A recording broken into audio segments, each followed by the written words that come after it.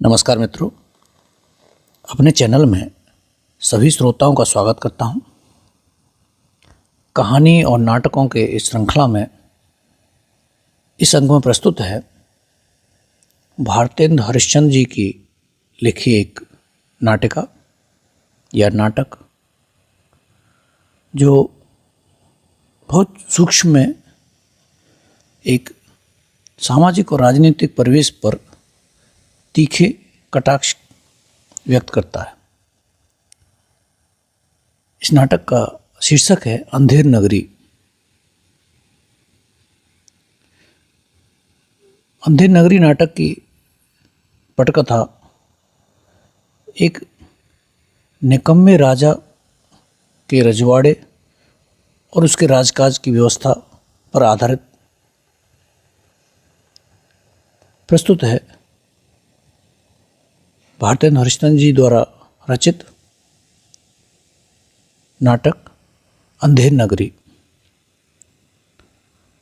एक महंत जी अपने दो चेलों के साथ राम भजन करते हुए नगर में प्रवेश करते हैं। उनके शिष्य गोवर्धन दास और नारायण दास हैं। वे भी अपने गुरु के साथ भजन गाने में स्वर मिला रहे हैं। नगर बहुत सुंदर है और वहाँ के लोग संपन्न प्रतीत होते हैं। महंत अपने दोनों चेलों को भीख प्राप्त करने के लिए नगर में भेजता है। गोवर्धन दास पश्चिम और नारायण दास पूर्व दिशा की ओर भीख प्राप्त करने के लिए बढ़ते हैं। गोवर्धन दास महंत जी से आशा भरे स्वर में कहता है कि वह बहुत ही भीख प्राप्त करके लौटेगा, लेकिन महंत जी उसे समझाते हैं कि अधिक लालच नहीं करना चाहिए, क्योंकि लालच ही पाप का मूल है और इससे यश और मान दोनों मिट जाते हैं। आदर सम्मान नहीं रहता और लालची व्यक्ति को नरक के कष्ट प्राप्त करने पड़ते हैं। महंत जी तो भीख में मात्र अनाज प्राप्त करना चाहते हैं। दूसरा अंक।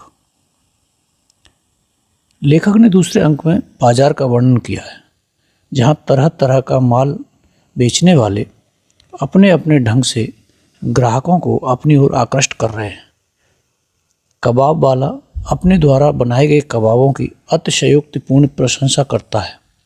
मसालेदार भुने हुए चने बेचने वाला घासीराम गागा कर अपने माल को बेचता है।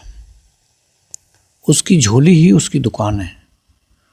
उसके माल को खरीदने वाले सभी वर्गों के लोग हैं। नारंगी बेचने वाली लोगों को अपने ढंग से माल बेचना चाहती है। वह नींबू संतरा आदि बेचती है। उसका माल टके सेर भाव का है। एक हलवाई जलेबी, गुलाब जामुन, खुरमा, बर्फ़ी, समोसा, लड्डू आदि मिठाइयाँ टके सिर बेच रहा है। वह टके सिर खाजा बेचता है। उसकी हर मिठाई टके सिर है। एक कुंजड़िन धनिया, मेथी, पालक, चौलाई, बथुआ, सरसों, बैंगन, आलू आदि सब्जियां टके सिर बेचती हैं।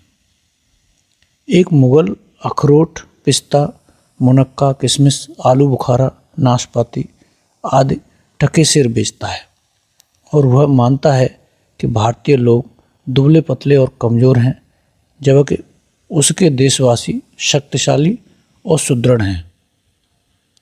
चूरन बेचने वाला विशेष लहजे में चूरन बेचता है। उसके चूरन का सब पर अनुकूल प्रभाव पड़ता है। वह व्यंग्य का सहारा लेकर कहता है कि उसके चूरन के प्रभाव से रिश्वत जल्दी पच जाती है। महाजन दूसरों का धन हजम कर जाते हैं।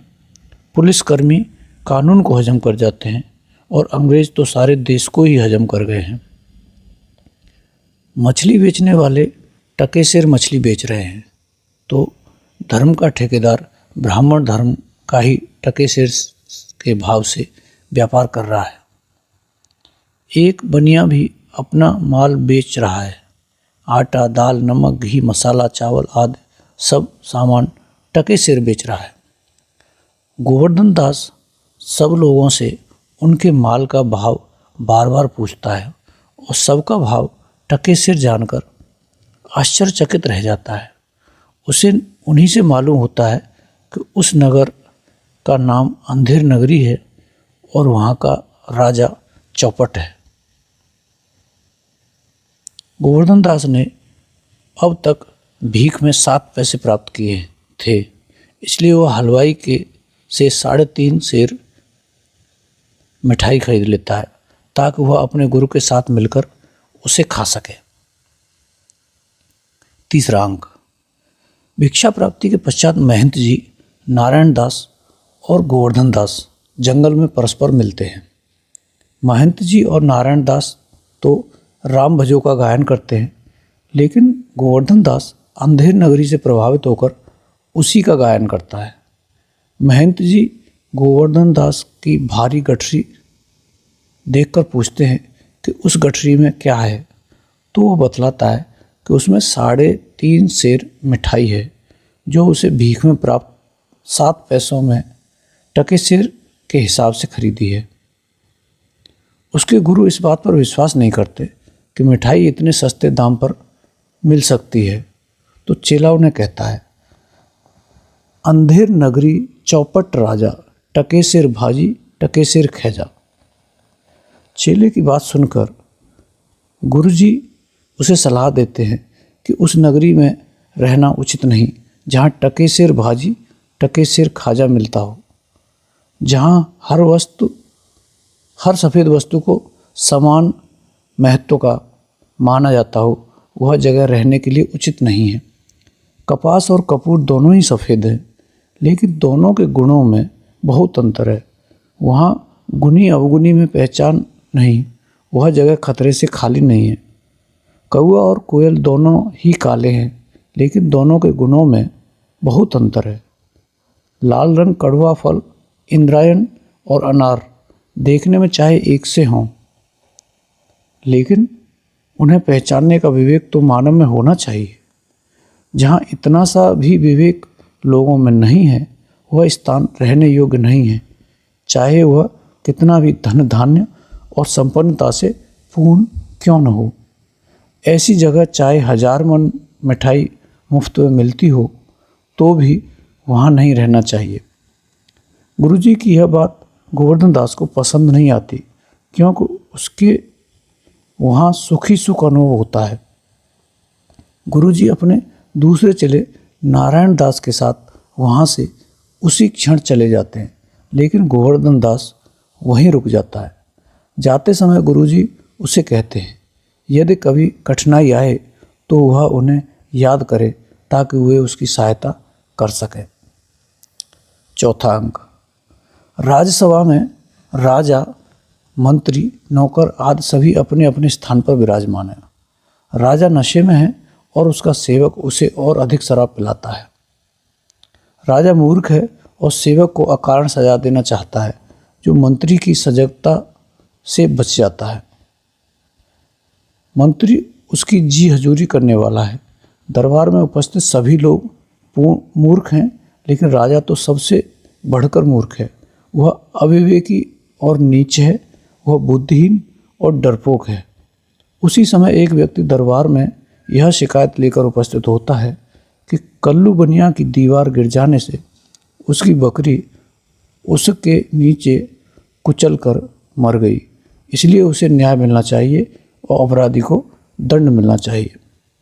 राजा अपनी मूर्खता का परिचय देता हुआ दीवार को गिरफ्तार करने का आदेश देता है, जो संभव नहीं था। इसलिए वह कई लोगों को एक एक कर दरबार में बुलाता है। बनिया, कारीगर, चूना बनाने वाला, भिश्ती, कसाई, गडरिया और कोतवाल को राजा के सामने पेश किया जाता है, जो सभी अपना दोष दूसरों के माथे मढ़ते चले जाते हैं और स्वयं को निर्दोष सिद्ध करते जाते हैं। मूर्ख राजा अपनी मूर्खता का परिचय देता हुआ नगर कोतवाल को फांसी की सज़ा सुना देता है और स्वयं मंत्री का सहारा लेकर वहाँ से चला जाता है। वह न तो शिकायत करने वाले की समस्या को समझता है, न कोई न्याय करता है, न अपराधी को दंडित करता है, और एक निरपराधी की मौत की सज़ा सुना देता है।